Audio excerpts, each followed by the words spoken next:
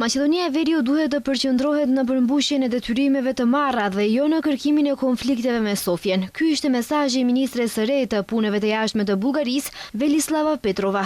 Ai deklaroi për BNT se Bullgaria mbetet e përkushtuar ndaj marrëveshjeve të arritura në vitin 2022 dhe se rruga e Shkupit drejt Bashkimit Evropian kalon përmes zbatimit të tyre.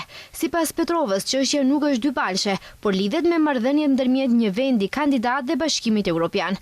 Ajo theksoi se Sofia ruan një ton pozitiv, por shtoi se shpesh nuk shet të njëjtën qasje nga pala maqedonase. Shpresoj të gjej pjekuri politike nga pala tjetër për t'ju qasur kësaj çështje në këtë mënyrë. Shpesh nuk e shoh këtë. Ministria bullgare ritheksoi mbështetjen për të ashtu quajturin propozim francez, duke e cilësuar atë si pozicion europian dhe një nga arritjet kryesore në vitin 2022. Ministra rikujtoi se kishte marrë pjesë personalisht në negociatat për kornizën negociuese dhe di në detaje se çfarë është dakorduar me Shkupin. Është për të ardhur keq që po kthehem në qeveri 4 vjet më vonë dhe nuk ka asnjë përparim në këtë çështje. Sipas Petrovës, autoritetet në Maqedoni duhet të shfrytëzojnë dritarin e hapur aktuale për zgjerimin e BE-s në vend që të përshkallëzojnë tensionet me Sofjen. Ai theksoi se në Bullgari ekziston unitet i plot politik për këtë çështje.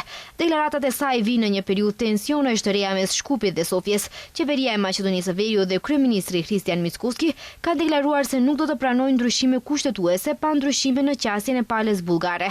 Ndërkohë javën e ardhshme në Shkup pritet të qëndrojë presidenti i Këshillit Evropian Antonio Costa.